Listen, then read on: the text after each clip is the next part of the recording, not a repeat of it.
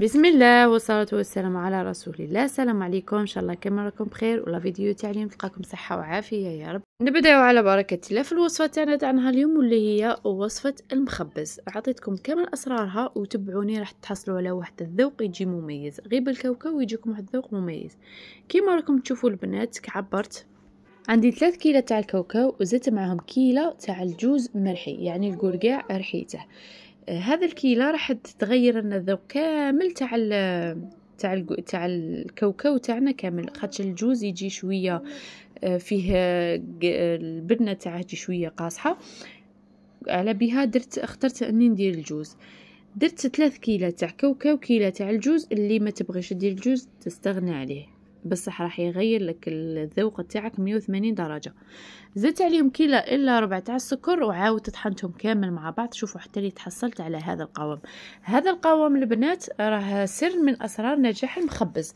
اذا كان الكاوكاو تاعك ولا اللوز ولا اي حاجه خدمتي بها هذا المخبز وقعدت شويه خشينه، راح تحصلي على واحد القوام مغاير. عكس كي تخدمي يعني راح يعطيك يعني الرحيه تاع الكاوكاو راح تعطيك دور كبير في الوصفه. نخدموا الكاوكاو تاعنا نعاودو نرحوه حتى يحصلوا على هكا يكون كيما الطعام رقيق. درت عليه ملعقه كبيره تاع زبده ومبشور حبه تاع ليمون ضروري باش النكهه تاعنا تجي بزاف بنينه. ودرت عليه لافاني. هنا جبت البيض، نخدم البيض بالحبه تكون كامله. جبت 4 حبات وبديت نخدم بهم كما راكم تشوفوا وانا نلم. ما تخلوش حتى يفوتكم بزاف وما تخلوش شوفوا العجينه ما نحتاجهاش تكون ناشفه خاطرش الكاوكاو تاعنا يشرب، وما نحتاجهاش تكون طريه بزياده. بعد ما لميتها درتها في كيس بلاستيكي وخليتها باتت ليله كامله. الغد من ذاك نجي هنا درت بابي كويسون وراح نفتح العجينه تاعي على السمك اللي نتوما تختاروه. تبغي تغلظيها غلظي، تبغي تركيها ركيها على حسب رأي طلبيه. انا على حسب مولات الطلبيه. هنا خدمتها كما راكم تشوفوا ونطبعها بهذه الطريقه. راكم تشوفوا السمك تاعها كيفاش. ندخلها طيب على مدة 10 دقائق، لا أكثر من 10 دقائق، 12 دقيقة ما نزيدوش هكا باش نتحصلوا على المخبز يكون طري من الداخل، يعني غير يشوف معنا هذاك البيض ونحبسه ما يقساحناش. نجو للطلية. عندي بياض بيضة، عندي كيلة حليب، كيلة زيت، وكيلة ماء الزهر. زدت عليهم ملون أبيض ونخلطهم كامل مع بعض. هنا البنات نكتب نزيد هذا الأحمر ومن بعدها خليت حتى من بعد، يعني ماشي لازم نديروه من البداية. نخدم هذا السوائل مع بعض، نحلهم مع بعض ونزيد عليهم السكر الناعم.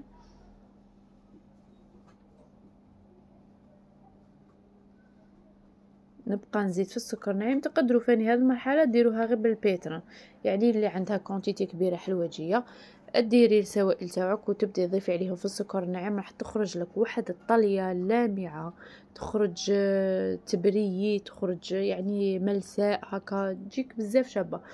انا بما انه كانت عندي كميه قليله وكاين بنات ما عندهمش يعني الربويات في الدار ما عندهاش بيترا، يعني نتفادى هذا نبغي نخدم هكا باش تشوفوا بعينيكم وقدامكم، يعني واي وحده تقدر تخدمها.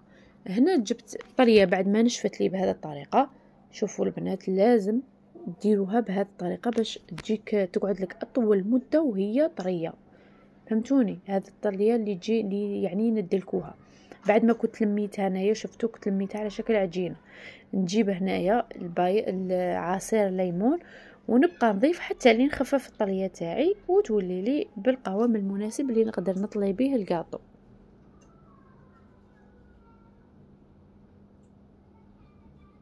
هنايا في هذه المرحله زدت شويه تاع كولورون احمر، لكن كانت فاتت لي بزياده، يعني مش جاتني شويه قاصحه، اللون جاني شويه قاصح. المهم معليش.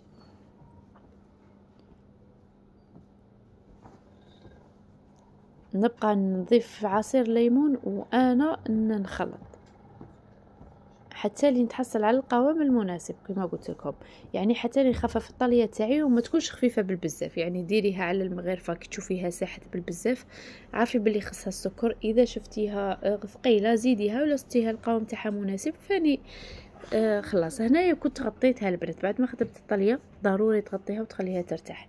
صرتها يعني ثقيله، راح نزيد لها شويه عصير ليمون ونبدا نخفف فيها. اذا صديها خفيفه تقدري عادي تزيديها السكر وتقليها شويه وتخدمي بها. هذا مكان. شوفوا هنايا هذه هي الطليه تاعي، يعني تبدا تهود وتتقطع. بعد ما طيبت المخبز وكما راكم تشوفوا طابلي يعني ما شاء الله، نجي ونبدا نطلي فيه بهذه الطريقه. انا نستعمل غير بالملعقه ونطلي، يعني تجيني خدمه نظيفه ونقدر ريكوبيري برخف هذاك الطليه الزايده وتهود لي ثاني برخف. ما نقعدش نخدم يعني خدمه لابوش فاني تجي نقيه وكل شيء. بصح انا نفضل يعني الحاجه اللي تجيني تريحني بالبزاف هي نخدم بالملعقه، نخدم برخف. راح نكملهم كامل بهذه الطريقه ونروح نخدموا الديكور تاع المخبز. انا كنت خدمته البنات، كنت خرجت بهذا الطابع، خرجت هذه الورده. وانتي ديري اي ديكور تبغي ولا اي ديكور يعني تبغي تخدمي به، يعني التزيين يبقى اختياري. هنا جبت شويه تاع عجينه السكر كنت لونتها باللون الوردي، وديري لها شويه تاع تيلوز وخدمي الباتا سكر تاعك بهذه الطريقه. هنا اللي يدها تعرقلها بزاف يعني وما تقدرش تخدم بالعجينه السكر، يعني تولي تلصق لها في اليد عادي، ديري بلاستيك ولا ليغون في يدك وخدمي. بعد ما خليت الطليه تاعي نشفت يا البنات، نجي هنايا شوفوا نقلع لها هذاك الزوائد ونمسحها بهذاك الناكخي اللي عندي اللي جاي كي شغل هو ابيض لكن يجي يلمع بالدوغي. تشوفوا المخبز تاعي راه طري يا البنات. نجي نلصق الحبه تاعي تاع هذه، ندير لها شويه تاع الطليه ونلصقها فوق المخبز، ومن بعد راح نمسح كامل الحبه تاعي تاع الكاطو.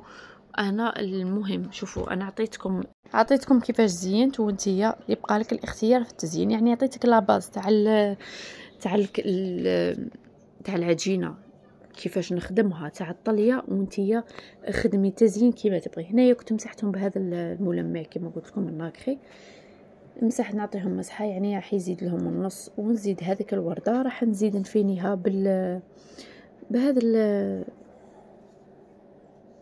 الملمع الذهبي السائل باش هكا نكاسي لا كولور هذه اللي جايه كشغل هي كامل غوز.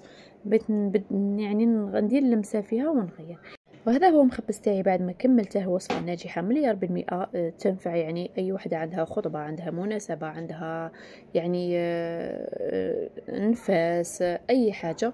المهم انا كنت خدمتها طلبيه مع الثومه كيما راكم تشوفوا فيها، يعني جات ما شاء الله جات باهيه مطريه معسل. هذا مخبز من الداخل. انا نقول لكم اعتمدوا هذه الوصفه في المشاريع تاعكم ما راحش تندموا. ببقى لي غير نقول لكم نلتقي في وصفه اخرى. سلام.